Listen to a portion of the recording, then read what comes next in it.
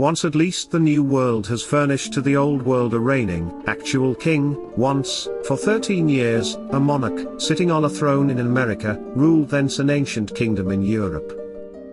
And twice this singular thing might have happened, with this time an enthroned sovereign on the banks of the Potomac instead of on the shore of a Brazilian bay, if a certain king's son and king to be had been of a somewhat more venturing and less indolent disposition. The occasion when the thing really happened was when Don John VI, King of Portugal, removed his royal throne and all the paraphernalia of government from Lisbon to Rio de Janeiro, in 1807, being impelled thereto by an intrusive movement on the part of one Napoleon Bonaparte, and turned Portugal, after the withdrawal of the French, into an actual dependency of Brazil. This it remained until King John recrossed the Atlantic in 1820. Throughout that period the scepter bore sway from west to east. Very much the same thing would have occurred further north in the contingency to which we have referred, and if it had, a royalist or monarchist influence might have been laid upon the English colonies in America which would have colored their history and institutions in a marked degree, even if their destiny had not been permanently affected. When Charles I of England was arrested, imprisoned, and put to death by the Parliament party in 1649, Virginia experienced a shock of shame and indignation. That colony had absolutely no sympathy with Cromwell and his party. It was in no sense or part Puritan.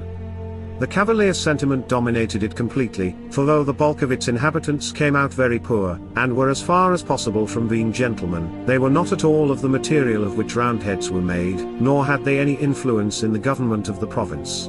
The General Assembly represented the gentlemen of the colony, who were royalists to a man. It is not surprising therefore, that upon the receipt of the news of the execution of Charles I, the General Assembly of Virginia lost no time in meeting and passing an act in which the dead king's son, Charles II, was recognized as the rightful and reigning sovereign. Legal processes, and the machinery of the provincial government, continued to run in the king's name. In England, Cromwell was installed as Lord Protector. But Virginia refused to recognize him or his title. At least one county of Virginia formally proclaimed Charles king, requiring all His Majesty's liege people to pray God to bless Charles II, King of England, Scotland, France, and Ireland, Virginia, New England, and the Caribbean Islands.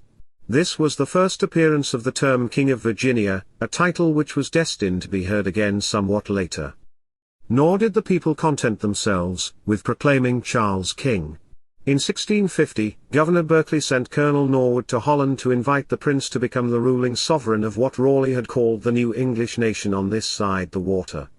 Charles did not accept. He had not the boldness to go to Virginia, but he was delighted with the chance to put on for a moment the manner and authority of a ruler. He sent Berkeley a new commission as governor, signed by himself as king, and gave Colonel Norwood a commission as treasurer of the colony.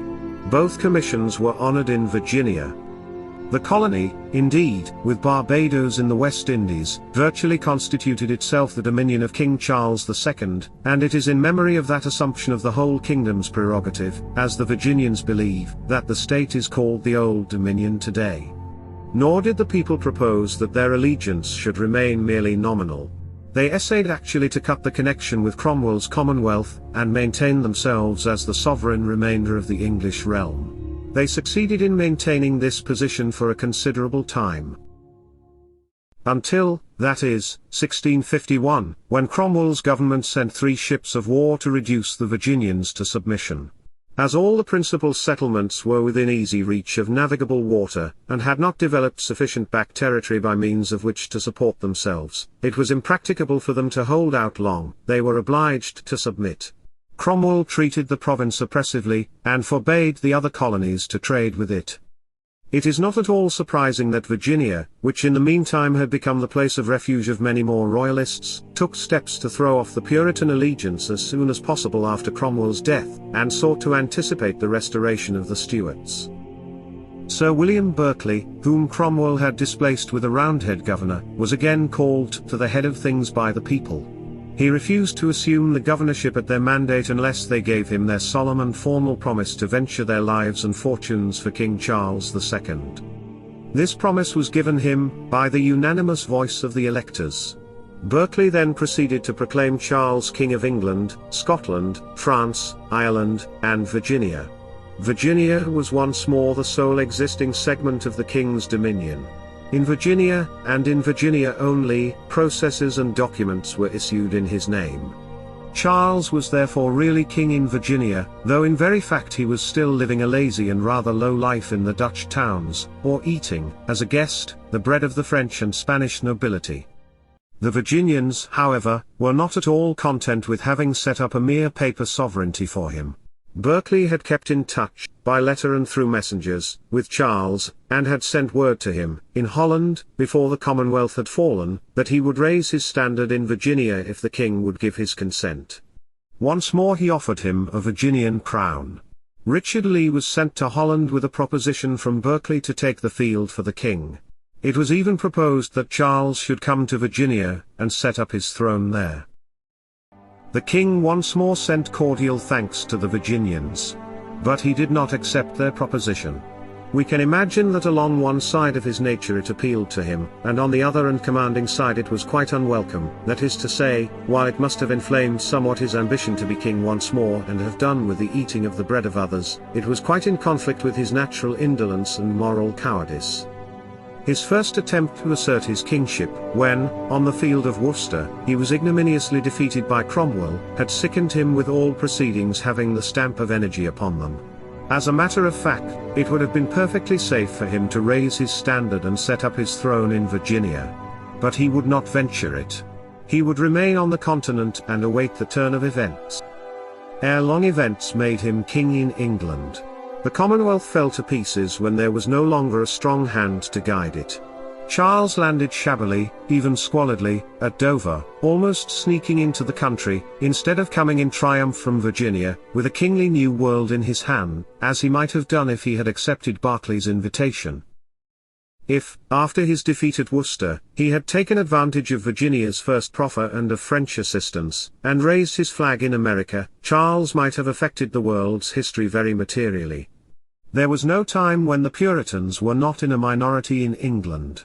They held down the majority for a time because they had developed a superior military capacity, and had a splendid, resolute army. But to the nucleus of a brilliant Cavalier command in the New World, the more vigorous English royalists might have rallied. A court at Williamsburg, which was then and for a long time afterward the capital of Virginia, would have meant a royal court in London much sooner than it really arrived, and would have caused the Commonwealth to leave a fainter and narrower mark upon the history of England than in the event it did leave. Meantime, what a brilliant court would have assembled around the happy and talkative monarch at Williamsburg. Already the Lees, the Washingtons, the Berkeleys, and many others of the first families, were established in Virginia. Charles would probably have been happy in the easy, light-hearted atmosphere of the plantations. There were no Puritans there to bother him. Never was a monarch who would have been better pleased with having about him actual slaves, men and women whose bodies he would have owned. His sway must have spread northward as far as the border of the French possessions, for though New England was Puritan, it bent reluctantly to the sway of the Commonwealth, seeming to scent in the Roundhead sovereignty a kind of rival that threatened to take over its half-won autonomy. A kingship exercised in America would probably have suited the men of New England very well. In all likelihood the throne would in due time have been transferred to the mother country. But its erection here, even for a few years, must have infused into the character of the Americans generally a larger element of monarchicalism than fell to their lot as it was. Virginia would hardly have fallen off so readily into colonial republicanism, as it did in 1774. English neglect of a really royalist Virginia sowed the seed of Virginian rebellion. If Virginia had not supported Massachusetts, shoulder to shoulder, there could not have been an American Revolution. Charles did not know how far he let Virginia go when he rebuffed Berkeley's emissaries.